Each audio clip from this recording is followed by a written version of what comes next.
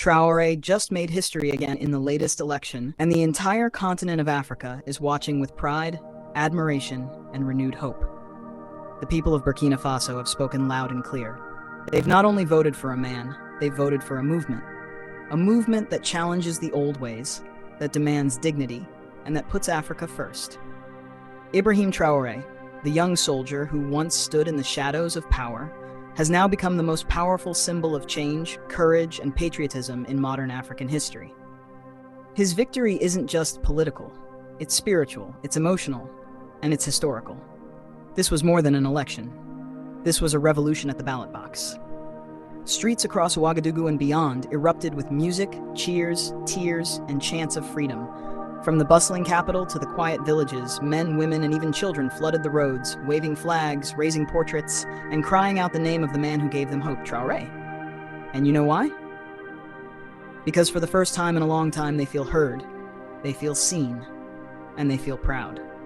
This isn't just a victory for Burkina Faso. This is a victory for Africa.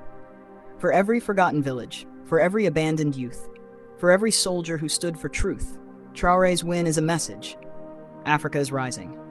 And it is rising with its own leaders, chosen by its own people, driven by its own dreams. So don't just watch this video, feel it.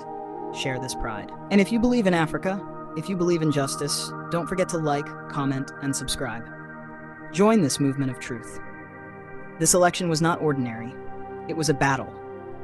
A battle against external forces, hidden hands, and internal betrayal.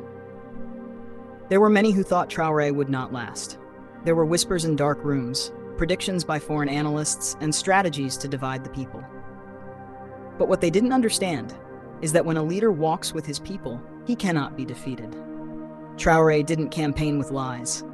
He didn't buy the people with empty promises. He earned their trust with sweat, with sacrifice, and with courage. Remember how he stood firm when others bowed? Remember how he defended the sovereignty of his land when international powers threatened to interfere? Remember how he refused to be a puppet? That is the man the people have now chosen again. Not with fear, but with love. His courage reminded the youth that leadership is not about age. His strength reminded the old that history is still being written. And his humility reminded the world that power can be pure. As the votes came in and the numbers rose, you could feel the heartbeat of a nation rising with it.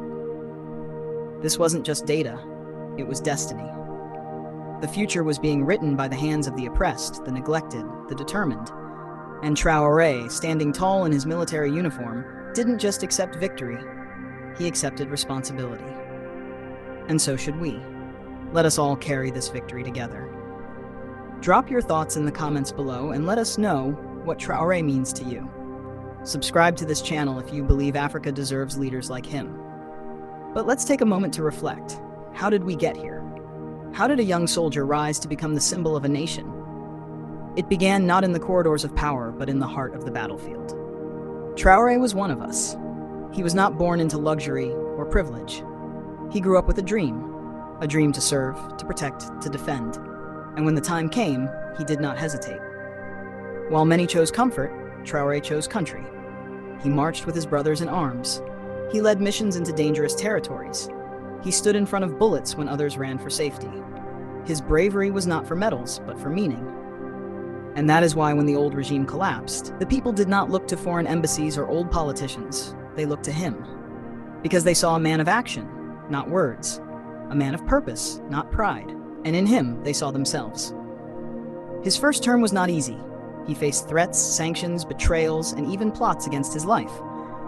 But he never wavered. He tightened his boots and kept marching forward. He turned every hardship into fuel, and the people noticed. They saw that he wasn't just leading, he was sacrificing. And so when the chance came to vote, they did not hesitate. They voted for a man they could trust. A man who had already proven himself in blood and fire. Let us remember this story. Let us remind our children, and let us keep telling it. Share this video if you're proud of Traoré, like if you stand with Africa, and subscribe to be part of this new era. Now that Traoré has won again, the work begins. But this time, he is not alone. He has millions behind him. Farmers, teachers, students, mothers, and fathers, ready to walk this road with him. The world is watching. They are shocked, they are confused, and they are afraid. Because for once, Africa is choosing its own direction. No more handouts, no more exploitation, no more foreign control. Traoré has made it clear. Burkina Faso belongs to Burkina Faso, and by extension, Africa belongs to Africans. He has vowed to rebuild the economy with African hands. He has promised to defend the land with African soldiers. He has pledged to educate the children with African knowledge. And most importantly, he has declared war against corruption, poverty, and dependency.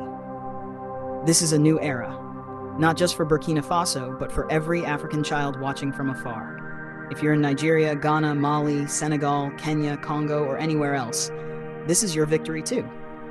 Because Traoré has shown us that we can take back control. We can stand tall. We can lead ourselves. He is proof that Africa does not need foreign saviors. We are our own heroes. And as we celebrate, let us not forget to act. Comment your thoughts below. Hit that like button if you believe in African strength. Subscribe so you don't miss more patriotic stories like this. This is our time. Let's rise together. Total word.